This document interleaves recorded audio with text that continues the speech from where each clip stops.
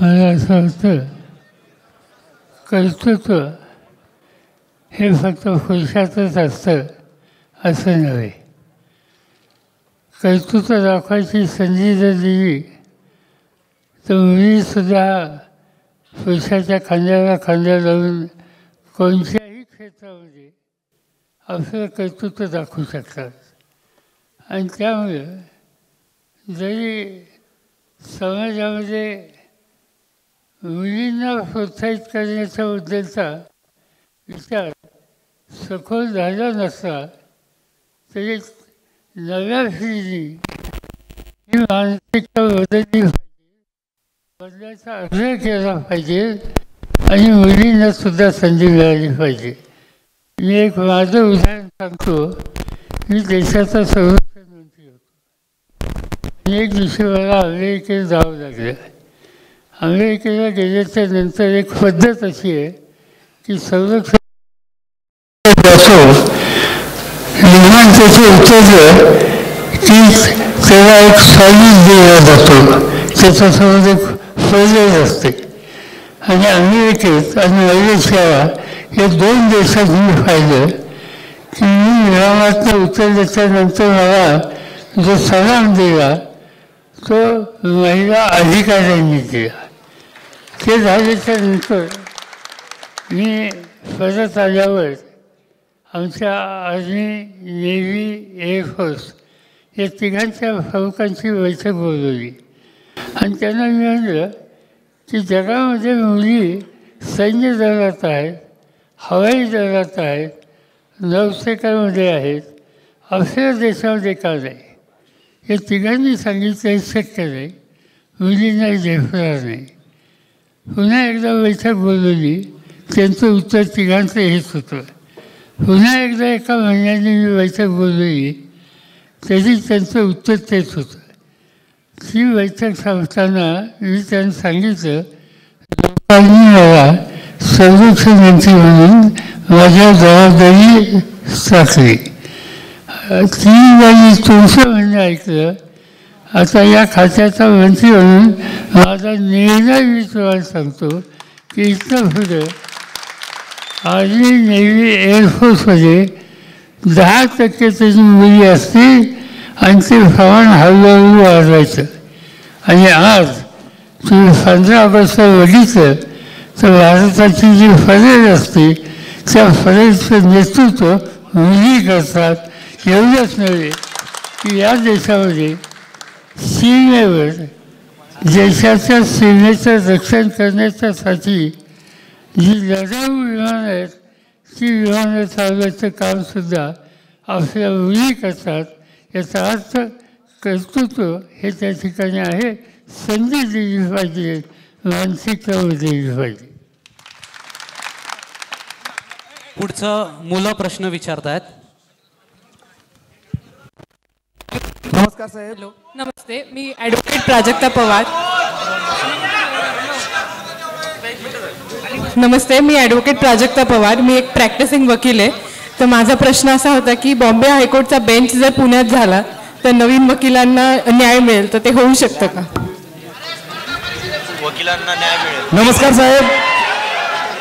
साहेब मी लेशपाल जवळगे माढा तालुक्यातील आहे. हे जर बेंच पुण्यामध्ये आलं तर अधिक लोकांना निश्चित संधी मिळेल आणि त्यामुळे ही पुणेकरांची आणि विशेषतः वकील लोकांची जी मागणी आहे ती रास्त मागणी आहे आणि त्याचा पाठपुरावा आपण केला पाहिजे. साहेब नमस्कार. स्पर्धा परीक्षेचा प्रतिनिधी म्हणून मी लेशपाल जवळगे माढा तालुक्यातून आहे. साहेब प्रश्न खूप आहेत, इथून प्रश्न खूप आहेत स्पर्धा परीक्षेच्या विद्यार्थ्यांचे, परंतु त्यातला एक प्रश्न मी सांगतो महत्त्वाचा आहे. लोकसभेच्या ज्या निवडणुका होत्या त्या शेंबड्या पोरांना पण माहिती होत्या की त्या एप्रिलमध्ये होणार आहेत. मग ह्या MPSC आयोगाला माहिती नव्हत्या का? त्यांनी 28 एप्रिल तारीख दिलीच कशी? पुढचा प्रश्न, UPSCने 26 मे मागची पंचवार्षिक गृहीत धरून डिक्लेअर केली. त्यानंतर ज्यावेळेस आचारसंहिता लागली त्यावेळेस MPSCने PSI STI SOच्या कंबाईनसाठी जी तारीख दिली होती 30 तारीख मुद्दामून त्यांनी MPSCला गृहीत न धरता 16 जून ही डिक्लेअर केली. ही एमपीएससी नेमकं कोणाच्या दबावाखाली काम करते हे समजायला साहेब आम्हाला मार्ग नाही. आणि यथावकाश आम्ही पुढच्या तारखा डिक्लेअर करू म्हणून आम्हाला हे टाळतात. जर आम्हाला हे असंच दुर्लक्षित करणार असेल, साहेब समोर बसलेल्या प्रत्येक विद्यार्थिनीनं आणि विद्यार्थिनीनं इतिहास वाचलाय, भारताचं राजकारण यांना कळतं, अर्थकारण कळतं. ह्यांनी जेवढा गांधी कोळून पिलाय तेवढाच भगतसिंग सुद्धा कोळून पिलाय. जर हे आम्हाला असंच दुर्लक्षित करणार असेल तर आमच्यातला भगतसिंग जागा होईल आणि तो यांना सोसणार नाही. हा मेसेज आमचा त्यांच्यापर्यंत पोहोचवा. धन्यवाद. निवडणुकीच्या तारखा निवडणूक आयोग ठरवतं. ते ठरवत असताना अपेक्षा अशी आहे की त्यांनी सगळ्या प्रश्नांचा विचार केला पाहिजे. आज विशेषतः नवी पिढी जी आहे ती वर्ष 2 वर्ष कष्ट करून अभ्यास करून स्वतःची तयारी करतात.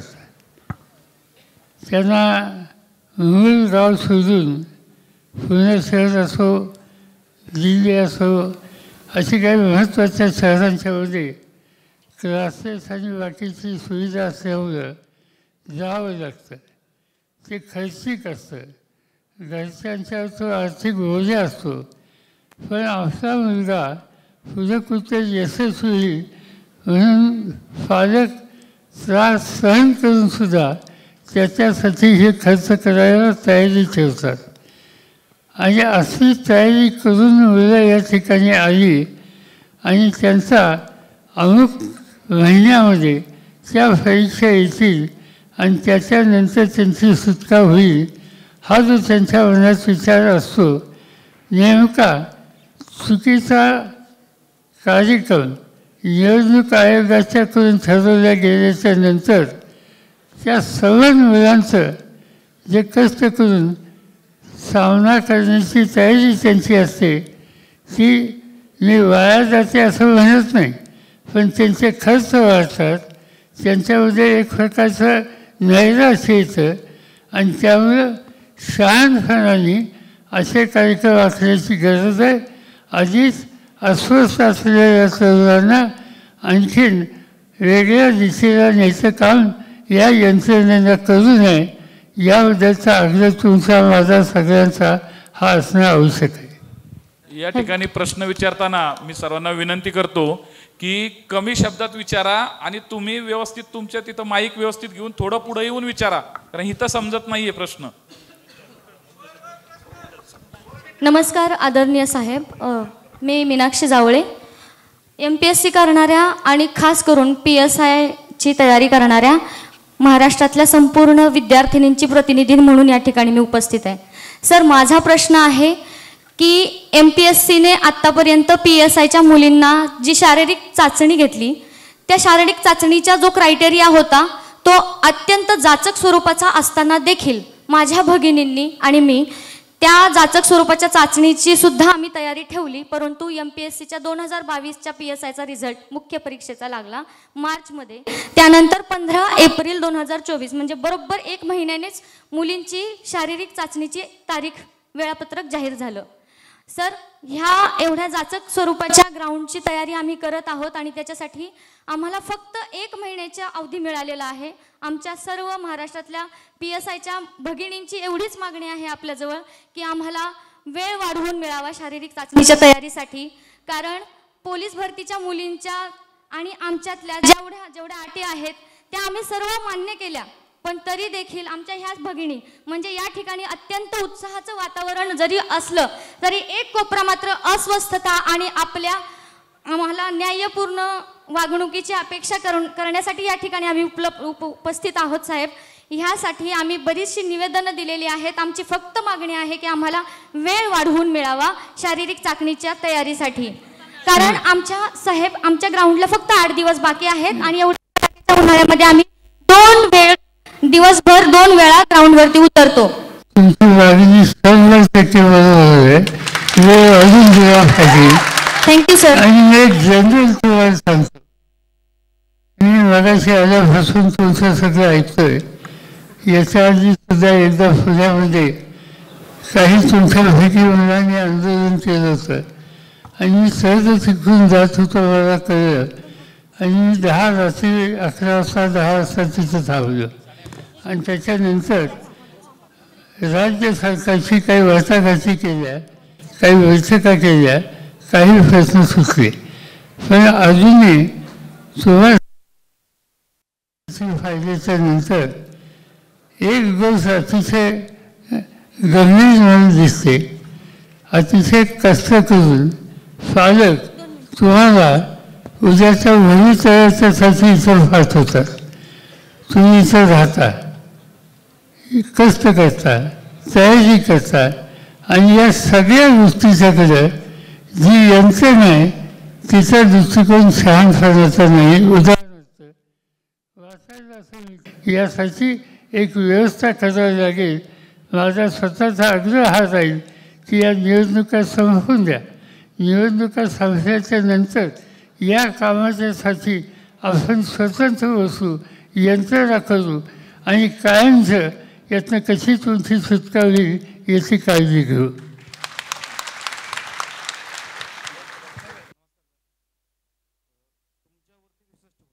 पूर्ण महाराष्ट्रातील मुले, अक्षरशः गडचिरोली, चंद्रपूर, खाली कोकण, मराठवाडा, विदर्भ सगळीकडचे विद्यार्थी तुमच्यावरती विश्वास ठेवून आलेले आहेत. सर, माझा मुद्दा आहे पहिला की सरकारने 31 डिसेंबरच्या अगोदर भरती काढण्याचं आश्वासन दिलं होतं. देवेंद्र फडणवीसांनी विधिमंडळात सांगितलं होतं की कुठलाही विद्यार्थी याच्यापासून वंचित राहणार नाही, सगळ्यांना संधी मिळेल.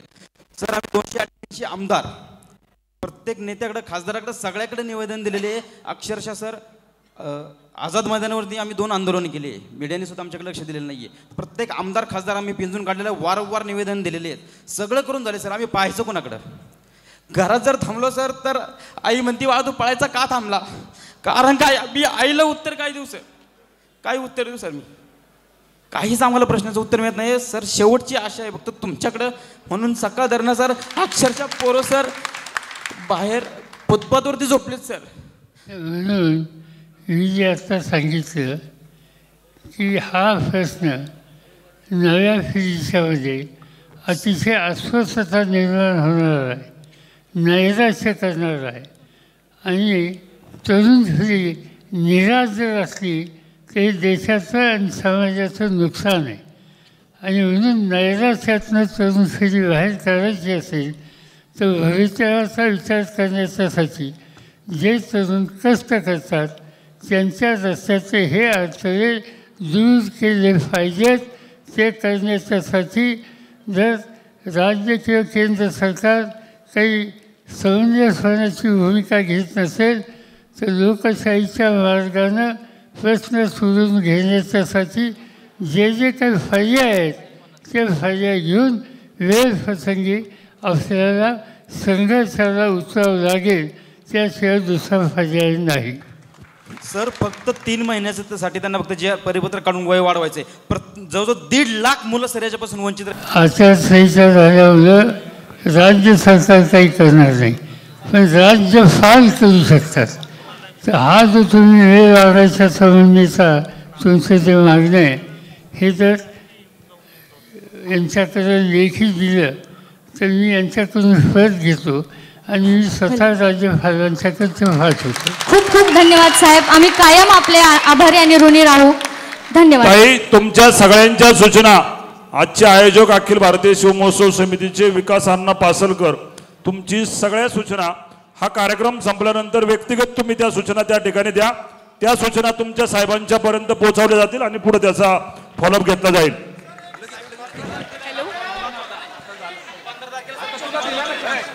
हॅलो हॅलो साहेब, इथे मी साहेब, मला तुम्हाला एकच म्हणायचं आहे. मी नागपूर जिल्ह्यातून आलेली आहे. आता जी देवेंद्र फडणवीस साहेब यांनी पोलीस भरती जी निघाली आहे आता 31 मार्चच्या आधी निघायला पाहिजे होती, डिसेंबरच्या आधी, पण त्यांनी मार्च महिन्यात काढलेली आहे. तसे 1.5 लाख विद्यार्थी सर त्यांची जी वय बसत नाही आहे साहेब. आम्ही त्यांना खूप बोललेलो आहोत, देवेंद्र साहेबांना खूप आवेदन, खूप त्यांना आम्ही कॉलसुद्धा केला त्यांच्या PA वगैरे, पण ते काहीच दखल नाही घेत आहे साहेब. प्लीज तुमच्याकडे कडकडीची विनंती आहे, फक्त आमची एज वाढून द्या तुम्ही साहेब. फक्त 3 महिन्याकरता एज वाढून द्या साहेब. 15 तारीखचं साहेब शेवटचे साहेब. आणि असे खूप विद्यार्थी आहे जे वंचित आहे आणि 1.5 लाख असे विद्यार्थी आहे साहेब ते वंचित आहे भरतीपासून साहेब. प्लीज तुम्हाला कडकडीची विनंती आहे साहेब, प्लीज प्लीज. आणि PSIची पण वाढून द्या साहेब, प्लीज साहेब प्लीज. हॅलो हॅलो नमस्कार नाही होय ना. नाही गंमत अशी आहे की राजस्थान गव्हर्नमेंटनी वयाच्या संबंधीचा एक वेगळा निचार घेतला. राजस्थान गव्हर्नमेंट जर वय वाढून देऊ शकतं तर महाराष्ट्र गव्हर्नमेंट का देऊ शकत नाही. आणि त्यासाठी तो आपल्या महाराष्ट्राला अभ्यास करावा लागेल.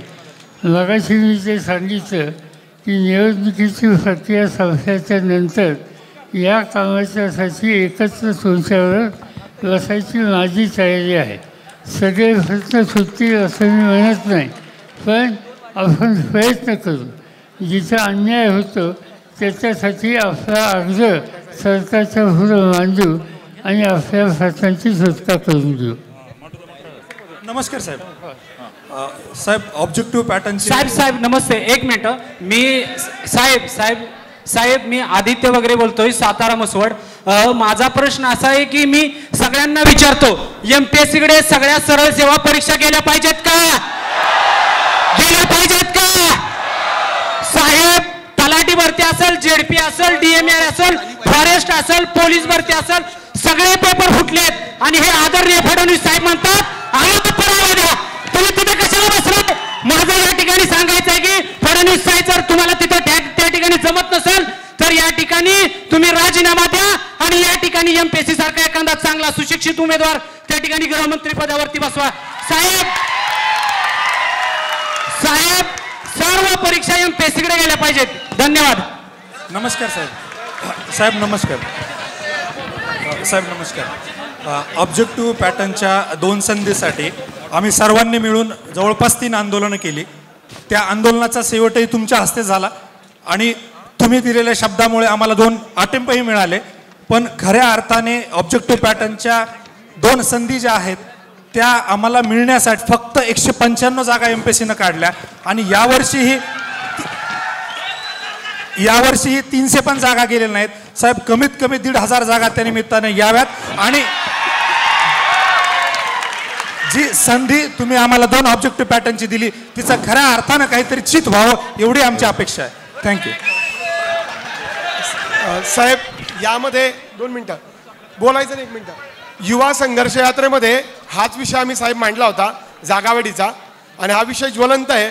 इथे राज्याचा काळ आहे त्यामुळे CM साहेबांकडे जायचं का राज्यपाल महोदयांकडे जायचं हे तुम्ही ठरवा. तुम्ही नेतृत्व करा, आम्ही सगळे तुमच्यासोबत यायला तयार आहोत.